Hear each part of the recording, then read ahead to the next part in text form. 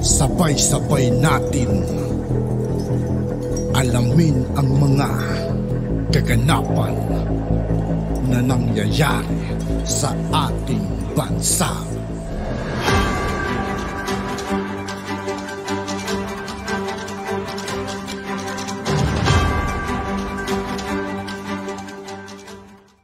Yo, what's up mga kaibigan? This is I2K po again. Ngayon nandito naman ulit tayo sa channel ni Pinas News Insider. Dito naman ulit tayo magbibigay ng komento at reaksyon. Kaya samahan nyo ako guys. Let's go! Ito ang balita ngayon. Viral ngayon sa mundo ng social media. Ang di umano'y balitang Vice President Sara Duterte Carpio nagsimula ng tuparin ang kanyang mga pangako na isa-isahing tanggalin ang anay ng pamahalaan. Teacher Representative Franz Castro tila nanginig sa takot matapos maimbestigahan ng DepEd ang listahan ng miyembro ng Teacher Party List.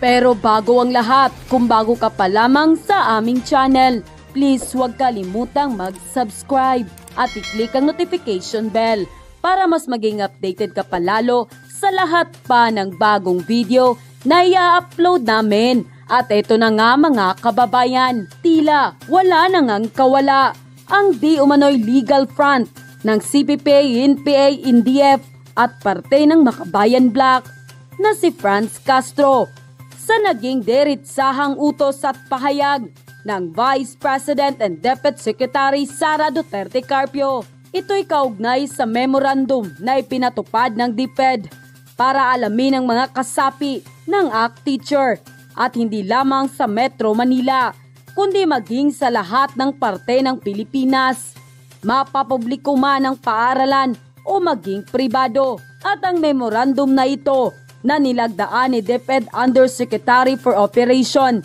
Rivsis Cubedo, lahat ng DepEd Regional Directors at School Division Superintendent ay inatasan na magsumite ng listahan ng mga affiliated teachers sa ilalim ng kani-kanilang jurisdiction dahil napag-alaman ng ahensya ni Vice President Deputy Secretary Sara Duterte na may mga illegal na deduction na ginagawa ang nasabing partido sa mga public school teachers. Na ayon mismo kay Vice President Sara Duterte, mukhang napupunta di umano ito sa kanilang samahan na CPP, NPA, NDF.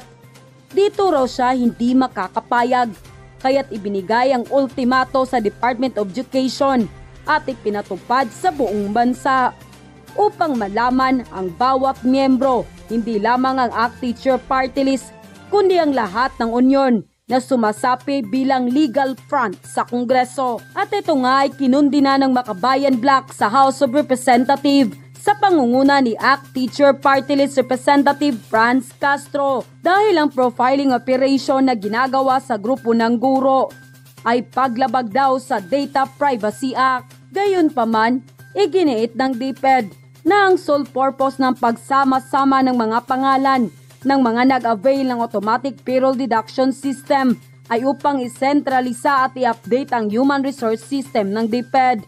Ang aligasyon na ang memorandum ay inilaan upang i-profile ang mga miyembro ng ACT Union bilang bahagi ng isang anti-insurgency campaign ng gobyerno ay maliwanag na walang katotohanan.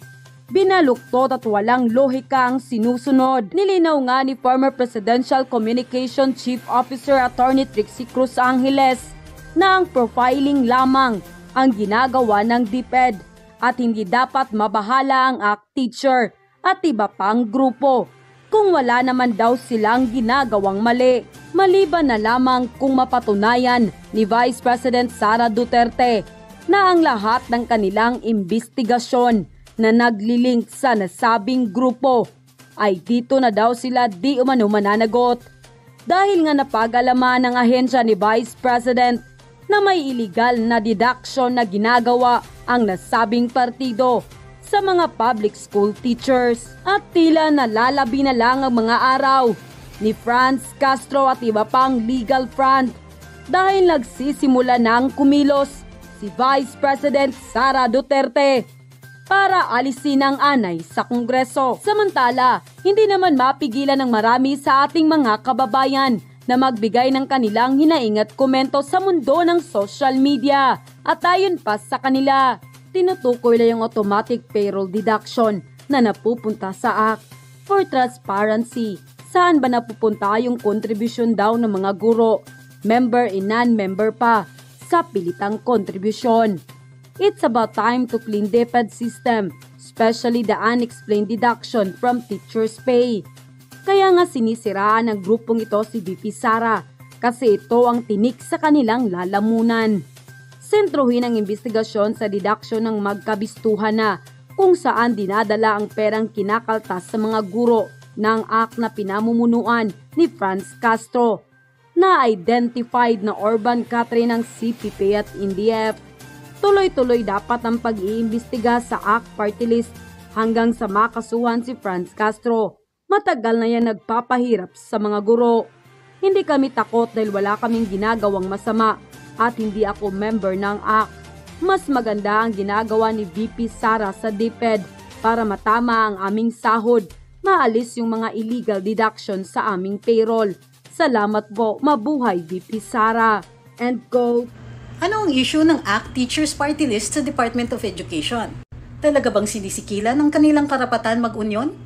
Bakit pinasusumite ang mga pangalan nila? Ang issue na ito ay sumisentro sa tinatawag na automatic payroll deduction system. Marahil narinig nyo na ito dati. Dati, nung hindi pa binabago yung mga rules, kung may utang ang teacher, maaari yung private institution o mga nagpautang gamitin ang automatic payroll deduction system para diretso silang sumingil. At bago pa makuha ng guro ang kanyang sweldo, madideduct na yung utang niya. Binago na ito ng Department of Education. Nilimitahan nila ang mga ito at gumawa ng System of Accreditation. Isa sa gumagamit ng automatic payroll deduction system ang Alliance of Concerned Teachers. Dito po sila nangongolekta ng mga dues ng kanilang mga miyembro. Kung kaya't ito ang naging basihan para sa issuance ng memorandum noong June 14 na dinidirekta ang regional directors at schools division superintendents na isumite ang listahan ng mga ACT Union-affiliated teachers na gumagamit ng automatic payroll deduction system. Pero dahil dito umalma ang ACT Teachers Party List at sinabing tila sinisikilan ng karapatan na mag-union at parang pinoprofile ang kanilang mga miyembro. Sagot ng DepEd, hindi lang po Alliance of Concerned Teachers ang may ganitong memo, mayroon din ang DepEd Teachers Union at ang Teachers Dignity Coalition. Hindi po singled out ang ACT. Tungo lamang ito sa pag-centralize, connect, update at improve ng DepEd Human Resources System, kasama dito ang APDS. Regular kasing may mga nagrereklamo na mayroon silang mga unwarranted, inaccurate o questionable deductions. Bukod pa dito, hindi naman sinisikilan ng kanilang karapatan mag-union. Dahil wala naman sa anumang rule ng Department of Education ang naghahadlang sa pagsasali ng mga asosasyon o union sa Department of Education.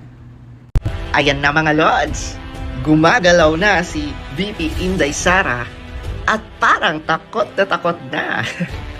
takot na ang iba dyan, lalo na ang mga party list na alam naman natin, yung iba dyan ay party pala ng makakaliwang grupo.